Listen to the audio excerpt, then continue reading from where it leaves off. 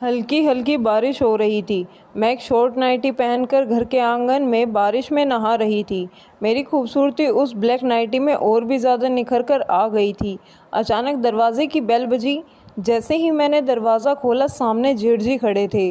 वह मुझे देखकर मुस्कुराने लगे और कहने लगे, आज तो क़यामत लग रही हो। मैं तो शर्म से पानी पानी हो गई थी। मेरे 40 साल के जेठ बिना शादी के थे।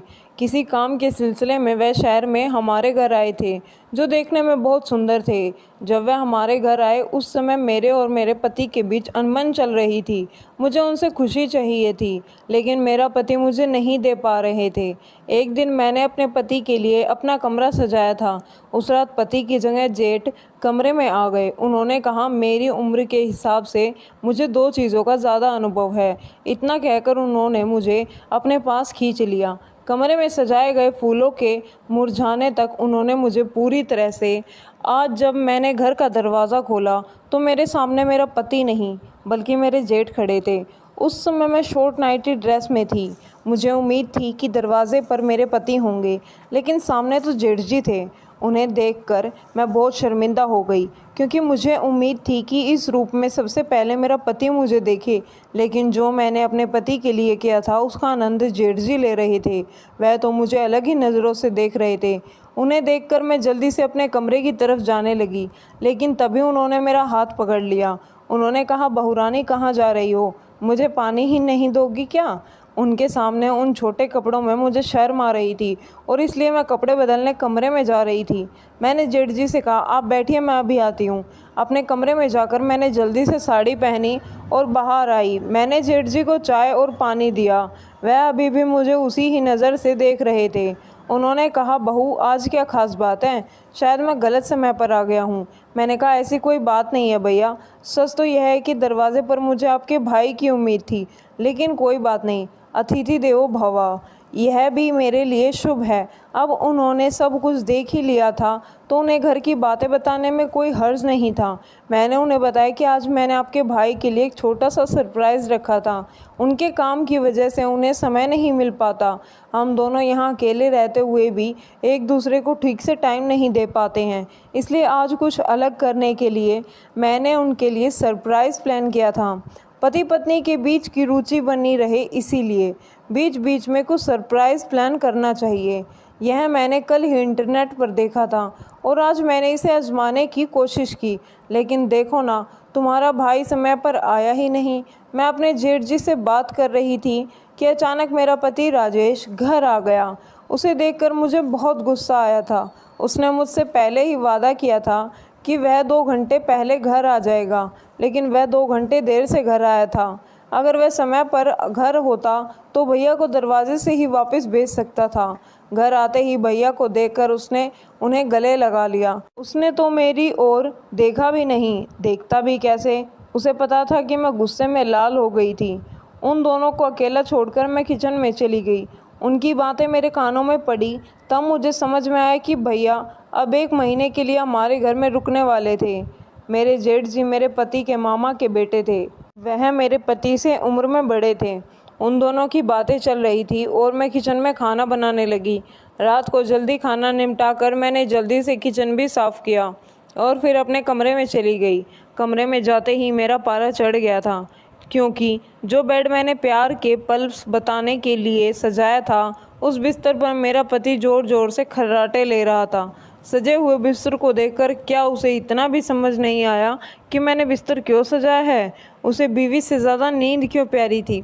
उस समय मैं गुस्से में बिल्कुल अपने कमरे में ना जाकर बाहर हॉल में आकर बैठ गई। हॉल में बैठकर मैं खुद से ही बड़बड़ा रही थी, और मुझे जेठ जी का भी ध्यान नहीं था।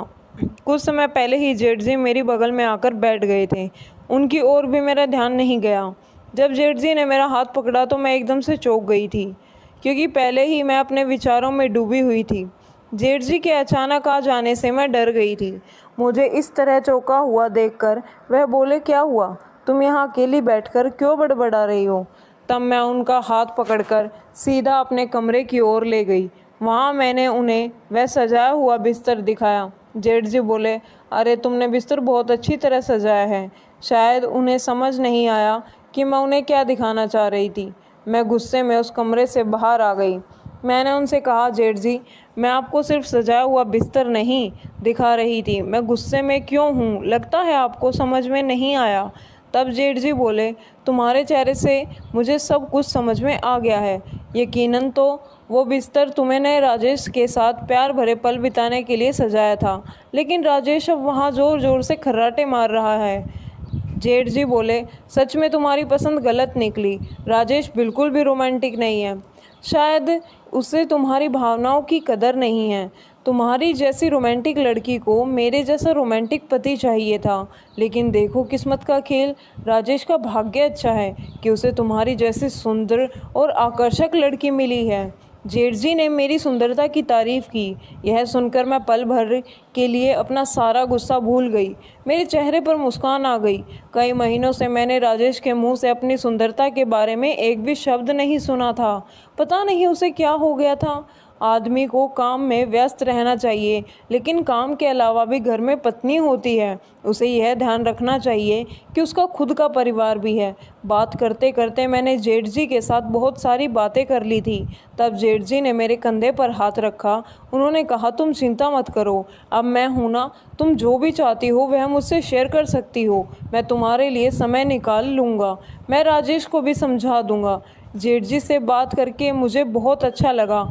मेरा मन हल्का हो गया तो मैं अपने कमरे में चली गई। अब मैं राजेश की ओर पीठ करके सो गई थी। अगले दिन रोज़ की तरह राजेश टिफ़िन लेकर अपने काम पर निकल गया था। जेठ जी अभी भी घर पर ही थे। उन्होंने कहा कि उन्हें दोपहर पर बजे ऑफिस में जाना है। जेठ जी 40 साल के थे, लेकिन यह मानना पड़ेगा कि वह बहुत हैंडसम थे।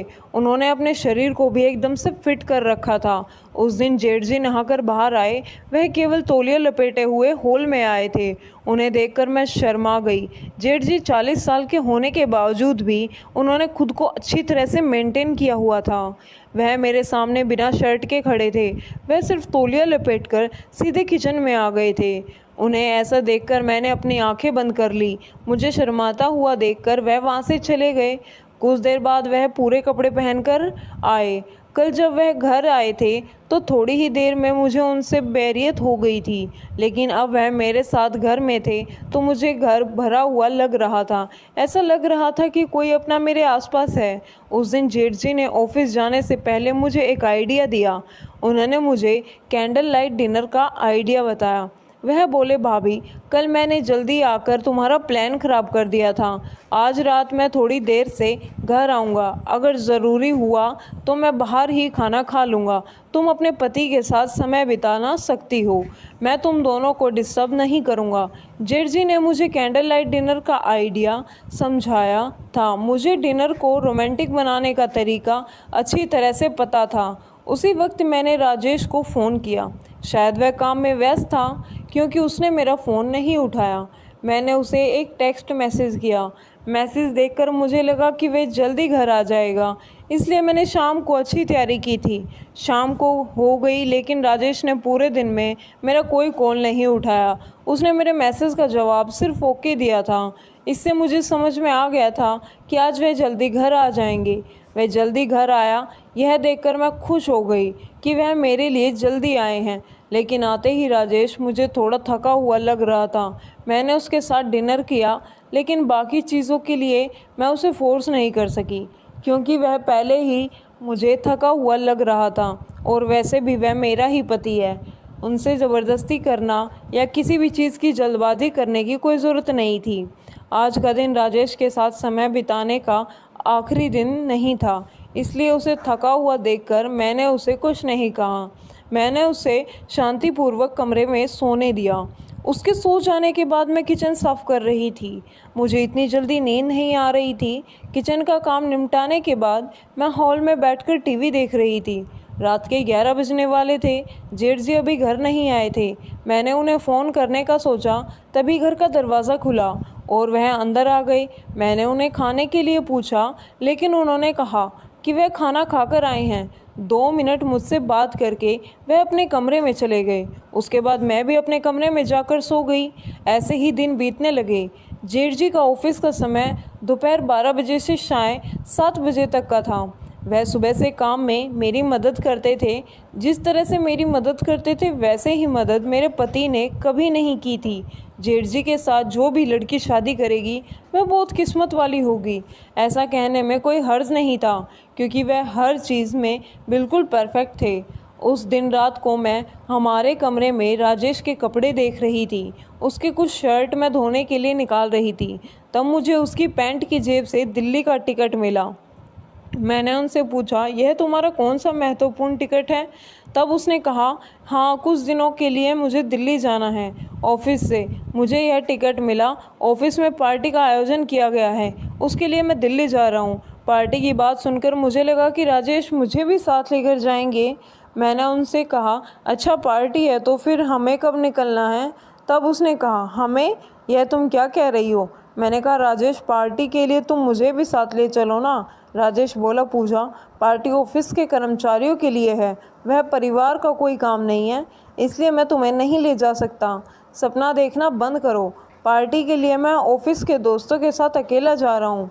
यह कहकर राजेश ने पल भर में मेरी खुशियों को कम कर दिया था। अगले दिन राजेश दिल्ली के लिए निकल गया। वह 3 दिनों के लिए दिल्ली गया था। उसने कहा कि पार्टी एक दिन की है, लेकिन उसके बाद 2 दिन दिल्ली के ऑफिस में उसका कुछ काम है। उसके जाने के बाद जेठ जी के साथ मैं घर में अकेली थी। उसी दौरान जेठ जी के ऑफिस में भी पार्टी थी। जेठ जी मुझे अपने साथ अपने ऑफिस की पार्टी में ले गई। एक तरफ मेरा पति था जो मुझे अपने साथ कहीं ले जाने के लिए तैयार नहीं था। दूसरी तरफ मेरे जेठ जी थे, मेरे सभी इच्छाएं पूरी कर रहे थे। खुद मुझे अपने ऑफिस की पार्टी में ले गए थे। उस पार्टी में वह मुझे इस तरह से अपने साथ घुमा रहे थे जैसे मैं उनकी प्रेमिका हूँ। पार्टी शुरू होने से पहले वहाँ अवार्ड फंक्शन था। जेठ जी को बेस्ट परफॉर्मेंस का अवार्ड मिला था।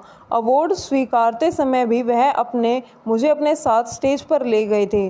वह मुझे हर छोटी चीज़ में प्राथमिकता दे रहे थे। पार्टी से घर आते समय मैंने उनसे पूछा, जेठ जी, आप मुझे अपने साथ क्यों ले गए थे? वो तो आपकी ऑफिशियल पार्टी थी ना। तब जेठ जी ने कहा, अरे भाभी, ऐसा कुछ नहीं है, तुम ना बहुत बोली हो। वो पार्टी सिर्फ कर्मचारियों के लिए नहीं होती, असल में हमें अपने परिवार को भी साथ ले जाना चाहिए। यह पार्टी में आने से पहले बताया जाता है कि परिवार के सदस्यों के लिए भी तो पार्टी होती है। जेठ जी ने मेरे सवाल का जवाब बहुत अच्छे से समझा दिया था। उस रात घर जाकर जब मैं अपने कमरे में कपड़े बदल रही थी तो मेरी ड्रेस का पीछे का हुक नहीं खुल रहा था।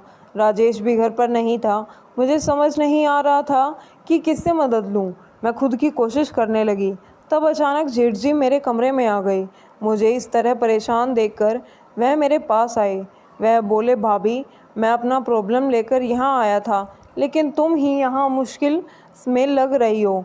मैंने उनसे मदद नहीं मांगी थी, फिर भी उन्होंने आगे आकर मुझे हाथों से मेरे ड्रेस का हुक खोल दिया।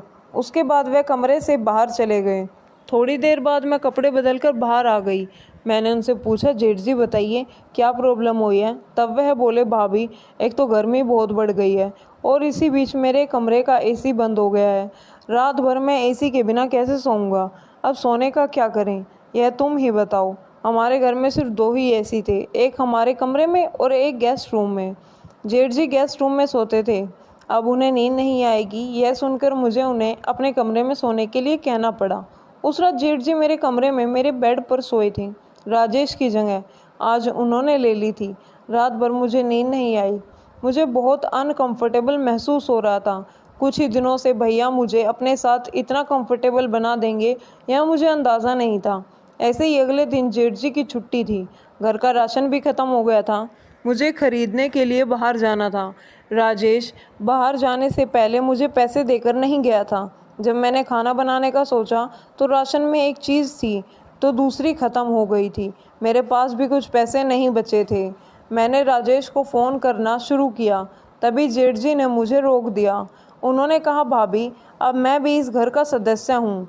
इस महीने का राशन मैं भर दूंगा। आज दोपहर का खाना हम बाहर ही करेंगे। मैंने जेठ जी को सहमति दी। फिर तैयार होकर कुछ समय बाद हम बाहर जाने लगे।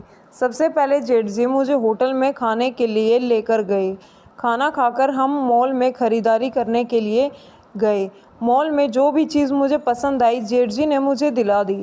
राशन के अलावा मैंने अपने लिए बहुत सारी खरीदारी की थी और सारे पैसे जेठ जी ने चुकाए थे। राजेश तो हम हमेशा मेरे पीछे चिल्लाता था। राशन के अलावा एक भी चीज़ अगर मैंने ज़्यादा ली तो वह तुरंत मेरे पीछे खर्चे का रोना रोने लगता था। लेकिन जेठ जी ने मुझे एक शब्द भी नहीं कहा था।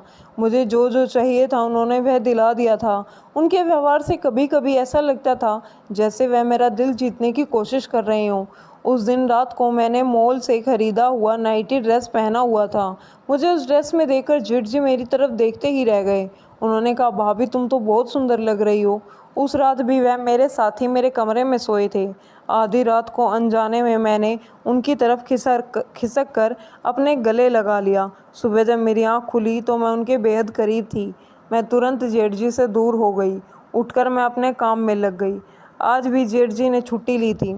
सुबह नाश्ता करने के बाद किचन में बर्तन साफ करने लगी। तभी अचानक जेठ जी मेरे पीछे आ गए। मेरे हाथ में साबुन का झाका था। जेठ जी ने अचानक मेरे पेट में चुटकी काटी। उनके स्पर्श से मैं काँप गई थी। तभी मेरा संतुलन बिगड़ गया और मैं जेठ जी के ऊपर गिर गई। किचन में हम दोनों एक दूसरे के बेहद करीब थे। मेरे हाथ का झाग जेठ जी के चेहरे पर लग गया था। यह देखकर मैं हंसने लग गई थी। मुझे हंसता हुआ देखा तो जेठ जी मुझे प्रेम भरी नज़रों से देखने लगे। उनकी नज़रों में भी बहुत प्यार था। वह कुछ बोल नहीं पा रहे थे। यह देखकर मैंने हंसना बंद कर दिया। उनसे दूर होते ही मैंने उनसे पूछा, आपने क्यों चुटकी काटी? तब उन्होंने कहा, भाभी मैंने तुम्हारे पेट पर लाल चींटी देखी थी, उसे ही हटा रहा था। बात करते करते जेठ जी ने मेरा हाथ का झाग अपने चेहरे पर लगा दिया। फिर हमारी मस्ती शुरू हो गई। मस्ती करते करते उन्होंने मुझे पीछे से ज़ोर से गले लगा लिया। धीरे धीरे वह अपनी मर्यादा भूलने लगे। हमारे बीच कुछ गलत होने से पहले हम दोनों एक दूसरे से दूर हो गए। उस दिन पूरा दिन मेरे दिमाग में जेठ जी का ख्याल चलता रहा। वह मेरे बहुत करीब आ गए थे। उनकी आंखों में मुझे अपने लिए प्यार दिख रहा था। वह वैसे भी राजेश मुझे नज़रअंदाज करता था। घर में मौजूद दूसरा आदमी तो कम से कम मेरी देखभाल और परवाह कर रहा था। भाई साहब को क्या चाहिए था, मुझे अब समझ आ गया था। पिछले कुछ दिनों से राजेश से जिस सुख की उम्मीद लगाए बैठी थी, वो सुख शायद मुझे जेठ जी से मिलने वाला था। जेठ जी राजेश से उम्र में बड़े थे, राजेश से ज़्यादा स्मार्ट और दिखने में भी अच्छे थे। निश्चय ही वह दो बातें अच्छे से जानते होंगे कि किसी औरत को कैसे खुश रखना होगा। रात को भी राजेश के घर आने की संभावना थी, लेकिन वह रात को 9 बजे घर आ गया। सोने से पहले मैंने दूसरा नाइटी ड्रेस पहना था। राजेश ने वो ड्रेस मेरे ऊपर देखा, फ़ौरन मुझसे पूछा, 2 दिन में यह ड्रेस कहाँ से आई? मैंने उसे यह नहीं बताया था कि वह ड्रेस जेठ जी ने मुझे दिलाया है। मैंने कहा मेरे पास थोड़े पैसे थे, उनसे मैंने यह ड्रेस खरीद लिया। राजेश मुझे शक भरी नज़रों से देखने लगा, लेकिन अब मुझे उसकी नज़रों की ओर उसकी ज़रा भी परवाह नहीं थी, क्योंकि जिस व्यक्ति को अपनी पत्नी की परवाह नहीं है, उस व्यक्ति के बारे में मैं सोचकर क्या कर सकती हूँ। मेरी परवाह जेठ जी को थी, मेरी भावनाओं का सम्मान करते थे। मुझे यह समझ में आ गया था कि वह ही मुझे फूल की तरह संभाल कर रख सकते हैं। अब इस फूल की खुशबू उसकी देखभाल करने वाले मालिक के आसपास दिखनी चाहिए। यह मुझे समझ अच्छी तरह से आ गया था। उस दिन मैं राजेश से थोड़ी दूर थी। अगले दिन राजेश और जेठ जी अपने अपने समय पर ऑफिस के लिए निकल गए। आज भी किचन में काम करते समय पर मेरे दिमाग में जेठ जी का ख्याल आ रहे थे कि जेठ जी के पास जाकर मैं राजेश को धोखा दूंगी। ऐसा मुझे लग रहा था। उस समय मैंने दोनों की परीक्षा लेने का फैसला किया। मैंने जेठ जी और राजेश को एक संदेश भेजा कि मेरी तबीयत बहुत ज़्यादा ख़राब हो गई है। मैंने घर का दरवाज़ा खुला छोड़ दिया और मैं अपने कमरे में चली गई। संदेश भेजने के 20 मिनट बाद जेठ जी घर आ गए। घर में आते ही वह मेरे कमरे में आए। मेरे पास आकर वह मेरी हालत चेक करने लगे। उनके चेहरे पर मेरे लिए चिंता साफ दिखाई दे रही थी। वह मुझे चेक कर रहे थे। तभी मैं हंस पड़ी। मेरा हंसना देखकर जेठ जी बोले, भाभी तुम भी क्या मजाक कर रही हो? तुम्हारी तबीयत खराब हो गई है। यह संदेश पढ़कर मैं कितना घबरा गया था। तुम्हें क्या हुआ है? मुझे ठीक से बताओ, यह मजाक करने का समय नहीं है। तब मैंने जेठ जी का हाथ पकड़ा और उन्हें अपने पास बिठा लिया। मैंने उनसे कहा, मुझे कुछ भी नहीं हुआ है, मैं बिल्कुल ठीक हूँ। मैं तो एक छोटी सी परीक्षा ले रही थी। मैं तुम्हारे और राजेश के प्यार का अंतर देख रही थी। मेरी इस परीक्षा में आज तुम पास हो गए हो। जेठ जी ने मेरी बात समझ ली थी। धीरे धीरे हम दोनों एक दूसरे के करीब आने लगे। उनकी 40 साल की तपस्या आज समाप्त होने वाली थी। हम दोनों एक दूसरे के इतना करीब थे कि कुछ ही समय में हम अपने प्यार के पलों का आनंद लेने वाले थे। लेकिन तभी राजेश कमरे में आ गया। हमें साथ देखकर उसकी आंखें फटी की फटी रह गई। उसने मेरे पास आकर जेठजी को मुझसे दूर धकेल दिया। उसने मुझसे कहा, यह सब क्या चल रहा है पूजा? तुम अपने जेठ के साथ यह सब कैसे कर सकती हो? तुम्हें एक बार भी मेरा ख्याल नहीं आया? हाँ, नहीं आया मुझे तुम्हारा ख्याल। जब तुम अपनी रागिनी के साथ होते हो तब क्या तुम्हें एक बार भी अपनी पत्नी का ख्याल आता है? मेरी तबीयत खराब हुई यह मैसेज देखकर भी तुम घर नहीं आए। यह मुझे पता था, इसलिए मैंने जानबूझकर तुम्हें मेरा और भैया का एक साथ सेल्फी वाला फ़ोटो भेजा। मैंने तुम्हें भेजे हुए मैसेज में भी जानबूझकर लिखा था कि मैं उनके साथ रिश्ता बढ़ा रही हूँ। वैसे भी तुम शक करने में एक्सपर्ट हो, लेकिन शक तभी करना चाहिए जब आपका खुद का चरित्र साफ हो। मेरी नज़र से पीछे तुम जो कर रहे हो वह सही है, तो मेरा और जेठजी का रिश्ता भी सही है। हम दोनों जो कुछ कर रहे हैं उसमें मुझे कुछ भी गलत नहीं लगता। पूजा, कुछ भी बकवास मत करो। कौन सी रागनी? राजेश का नाटक शुरू हो गया था। तब मैंने उसे उसकी और उसकी प्रेमिका की तस्वीरें दिखाई। मुझे उसका सारा सच पहले से ही पता चल गया था, लेकिन मैं उसके प्यार के लिए सब्र कर रही थी और उस घर में रुकी हुई थी। मैंने उससे कहा कि राजेश, तुम और कितना झूठ बोलोगे? ऑफिस का काम और मीटिंग बताकर उस लड़की को बाहर शहर ले जाकर तुम उसके साथ समय बिताते हो, उस पर कितने पैसे खर्च करते हो, लेकिन पत्नी ने एक चीज़ मांगी तो उसके लिए पीछे खर्च का रोना रोने लगते हो। तुम्हारी सच्चाई जानते हुए भी मैं तुम्हारे घर में रुकी हुई थी, तुम्हें खुश करने के लिए। कभी कमरा सजाती तो कभी कैंडल लाइट डिनर, तो कभी कुछ और करती थी। शायद मुझसे कोई गलती होगी। तुम्हें जो प्यार चाहिए वह मैं तुम्हें नहीं दे पा रही थी, ऐसा मुझे लगता था। मैं खुद को दोषी मानती थी। मुझे जेठजी ने समय पर तुम्हारा सारा सच बता दिया था। अच्छा हुआ, वरना मैं खुद को दोषी मानते हुए डिप्रेशन में चली जाती और अपने साथ कुछ बुरा कर बैठती। उस सारी कठिन परिस्थितियों में जेठजी ने मुझे संभाला था। और हाँ, तुम जिस शक नज़र से हमें देख रहे थे वह नज़र एक बार हटा लो। जेठजी और मेरे बीच ऐसा कुछ भी नहीं है। तुम सबक सिखाने के लिए मैं उनके साथ मिलकर यह नाटक कर रही थी। आज जो तुमने देखा वह भी हमारे नाटक का हिस्सा था। अगर तुम मुझे किसी दूसरे आदमी के साथ नहीं देख सकते तो मैं तुम्हें किसी दूसरी लड़की के साथ कैसे देख सकती हूँ? अब राजेश मेरे सामने सिर झुकाए हुए खड़ा था। मैं अपना बैग उठाकर अपने मायके जाने रही थी। अब आगे मैं कुछ नहीं सहन नहीं कर सकती थी। राजेश को उसकी गलती का भी समझ आ गई थी।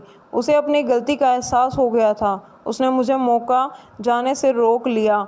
उसने मुझे माफ़ी मांगी और वादा किया कि आज के बाद वह किसी दूसरी लड़की के पीछे नहीं जाएगा, वह मेरे साथ वफादार रहेगा। जेठजी ने मेरी मदद की, इसके लिए मैंने उनका धन्यवाद किया। उनका भी विवाह हो चुका था, उनकी 10 साल की बेटी भी थी, लेकिन 1 साल पहले उनकी पत्नी ने उन्हें इस तरह से धोखा दिया था। घर गृहस्थी का महत्व अच्छे से पता था। उनकी गृहस्थी बचाने के लिए कोई उनकी मदद नहीं कर सका था, लेकिन उन्होंने मेरी गृहस्थी बचाने में मेरी बहुत मदद की थी। उन्होंने अपनी ज़िंदगी की कीमती चीज़ खो दी थी, उनकी गृहस्थी। उन्हें उसकी कदर थी। जिसने वो खोया हो उसे ही उसकी कीमत पता होता है। आज जेठजी की मदद से मैं अपनी गृहस्थी बचा सकती थी। आजकल हर दूसरा पुरुष या स्त्री अपना अच्छा खासा परिवार चलाते हुए भी बाहर प्यार में पड़ जाते हैं। यह कोई ट्रेंड नहीं है। बाहर का व्यक्ति आपको अपने परिवार के सदस्यों की तरह संभाल नहीं सकता, वह केवल अपनी ज़रूरतें पूरी करेगा। ऐसे बढ़ते एक्स्ट्रा मैरिटल अफेयर की वजह से तलाक के मामले भी बढ़ते जा रहे हैं। ऐसे समय में किसी भी स्त्री का तुरंत मायके जाना आपके पति को आज़ादी देने जैसा होता है। इसलिए परिस्थिति से भागने के बजाय परिस्थिति का सामना करना चाहिए। पति चाहे कितना भी गलत रास्ते पर चल जाए, एक पत्नी ही है जो उसे सही और सीधा रख सकती है। यह हर स्त्री को समझना चाहिए। तो दोस्तों, यह थी आज की कहानी। आपकी क्या राय है इस कहानी पर हमें कमेंट में ज़रूर बताएं। वीडियो अच्छी लगी हो तो लाइक करें, शेयर करें, सब्सक्राइब करें। धन्यवाद। मिलते हैं कल एक और नई कहानी में।